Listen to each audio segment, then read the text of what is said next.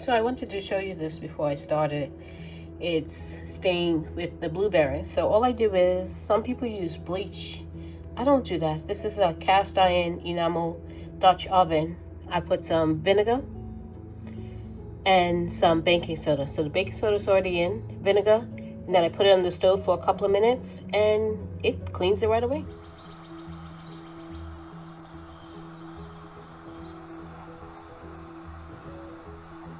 So today I am processing some blueberries. You can see there's about half a bag, the gallon size bag that I put up at the beginning of this challenge, probably like August 2nd or so.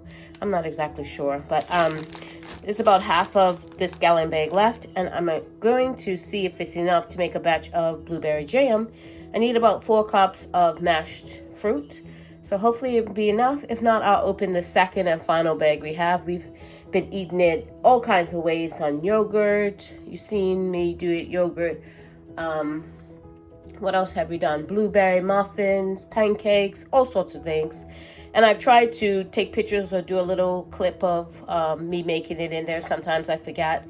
But yeah, so this is what I'm going to be doing with this last little bit. Hopefully it's 4 cups in here. If not, I'll get a few more. Okay, so you can't see that. There's a measurement on the side. And it's about 5 cups. But by the time I mash them, it would be about 4 cups. So I had to get a little bit more out of the other bag, but that's okay.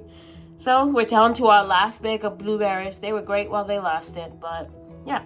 So I'm going to let these defrost a little bit before I start making them into jam. Okay, so I used my stick blender to mash the blueberries, and I got 4 cups now. I needed 7 cups of whole blueberries to make 4 cups of mashed blueberries. So I've got exactly 4 cups in here now of mashed blueberries.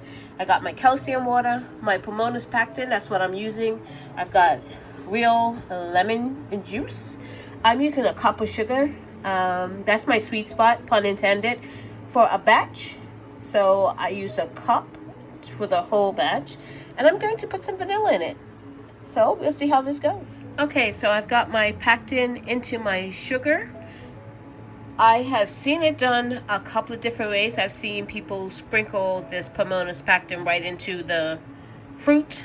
But the instructions that come with my Pomona's packed in say right there clearly, measure sugar or room temperature honey in separate bowl. Thoroughly mix proper amount of packed in powder into honey or sugar. So that's what I'm doing. Yeah, I'm going to mix this in. I measured it out and I'm just going to mix it in. Make sure it's thoroughly mixed before I add it into my fruit mixture. Okay, so I've thoroughly added it in. As you can see, I've adjusted my lighting on my camera. I am still getting used to this phone. I had the dimmer or lighting, whatever it is, way down. It was almost on dark. So I was wondering why it was so dark, because that's me, yeah. But I've mixed it in thoroughly, as you can see. So when the time comes, I'm going to add it into my fruit portion. Okay, so my blueberries are in a heaven bottom pot, and am adding my lemon juice, my bottled lemon juice. It says you can use lemon or lime, and you add a 1/4 cup. And then I'm going to add in my 2 teaspoons of my calcium water. Okay, that's the 2nd teaspoon of calcium water, and I'm going to thoroughly mix that in. And as you can see, it's not really smooth. There's some chunks left. That's how we like our blueberry jam. I'm just going to mix this in thoroughly and follow the instructions. Bring it to a boil, all that kind of stuff. You know how it's done. But yeah, every bit counts challenge. So this is what I'm doing with the blueberries that I got. I did just add in my vanilla, and I'm just mixing it while I'm mixing in the lemon juice and the calcium water. And I can already smell. It smells so good already. Yeah, just this blueberry and vanilla, it's so good. Okay, so the directions for making jam, jelly, and marmalade, low sugar or honey. And I am following these directions to a T. I am going to bring it to a full boil.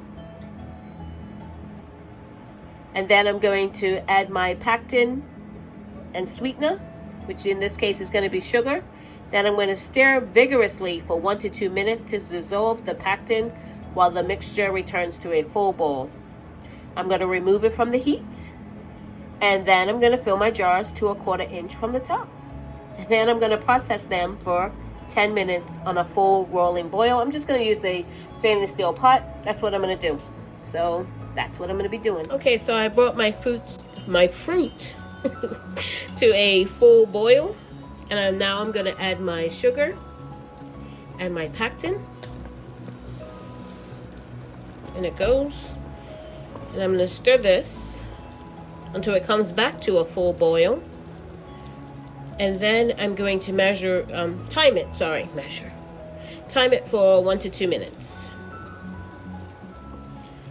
Okay, so I've brought it back to a full boil, and I put my timer on for 2 minutes, and I've been stirring it. My timer should go off in about 10 seconds, and then I will. Okay, so I've brought it back to a full rolling boil, and my timer should go off in about 10 seconds. There it is.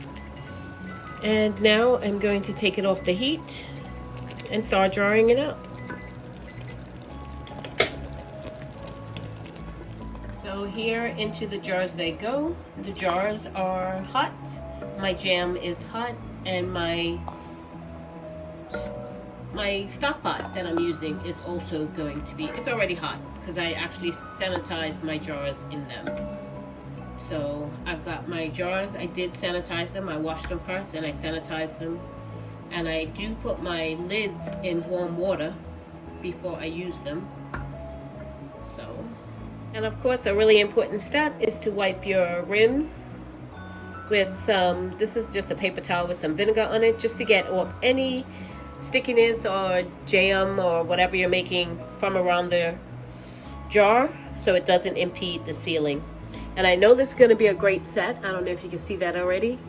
It's already starting to gel, so that's a great thing. I've got my lids on, put my last one on, and I love this little handy dandy tool that's magnetic and can take it out of the hot water, or warm water. It's not really hot. And I'm going to screw my rings on fingertip tight. I can do this one-handed. That's it. That's as tight as you want to go, fingertip tight, until it starts moving. That's one issue I had a lot of times with siphoning. I was tightening them up too tight. I would actually like wring them down. Once I did this, where putting it on and it started to turn like that, and I stopped, I haven't had any issues. Okay, so there is my stainless steel stock pot that I'm using for a water bath counter today, and I put a jar in the center just so those won't rattle. It's not enough to fill the whole pot, and I don't want them to fall over or anything like that, because there's enough room left in there for them to fall over, and I don't want that to happen. So I'm going to process these once they come to a full boil for 10 minutes. So I wanted to show you what a full boil looks like. I overfilled it a little bit, but it's going to be okay. I'm actually going to put the lid off a little bit, and it's going to pop on the stove, but it will still be at a full boil, and I'll time it for 10 minutes. Just a quick tip when you're taking the jars out of the canner. You want to lift them straight up like that. Don't tip them over to the side or anything like that to get that water off. That water will take care of itself. It will evaporate. You heard the pings in the back? Yeah, I'll show you that in a minute. So they have already started pinging and sealing. I'm not touching that water up the top. Once they seal, if I still have a little bit of water on the top, I'll take a paper towel and just absorb it up. But I've never had any water sitting on top of my jars after I've taken them out and just leaving them. The heat from the jar takes care of all of that. There's water on top of all of those. I don't know if you can see it really well, but yeah, that one's actually sealed. It still has a bit of water on the top. See? I'm just gonna leave it, and literally it will dissipate on its own. It will evaporate it from the heat of that jar. And this is the water I just took out of it. Whoops, it's still hot. There's no siphoning. The coloring is very clear. If it was any blueberry seeping out of those jars, you would have seen it. So there goes another ping. Yeah. So that tightening down was my issue. And since I've not done that, I've had very little, if any, siphoning out of my jars. Again, if you're so concerned about that water on the top, whoops, that's my finger, just take a tissue. There you go. Done. Don't tip them over to the side because that could impede your seal. Take a tissue, take a paper towel, a dish towel, and just sop it up.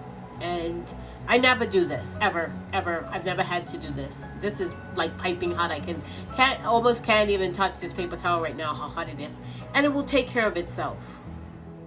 So today I put up blueberry jam for the Every Bit Counts challenge. What are you preserving today? So does this happen to anybody else? How do you take care of your enamel cast iron pots when they get stained, in this case with blueberries, because I just made blueberry jam and now my pot is stained, as you can see. And I'm going to show you how I take care of this issue, and it's not probably what you think. So I wanted to show you this before I started. It's stained with the blueberries. So all I do is, some people use bleach. I don't do that. This is a cast iron enamel Dutch oven. I put some vinegar and some baking soda. So the baking soda is already in, vinegar, and then I put it on the stove for a couple of minutes and it cleans it right away.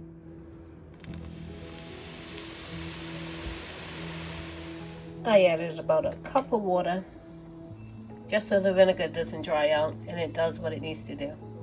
Okay, so here it is. I did have to put some more water in it. As you can see, there's a few specks here and there of the blueberries left, but otherwise it's pretty much cooked out, I guess. Just with putting it on the stove and just letting it do its thing. And I did change out the water, vinegar, and baking soda solution about halfway through the cooking time. I say cooking time, but there's nothing cooking. I just set it on the stove for about 15 minutes or so, and then change the water, and then about another 15 minutes. Thank you so much for watching. If you haven't subscribed, please subscribe. And click that notification bell to be notified when I upload videos. God bless, and remember, stay safe and keep prepping.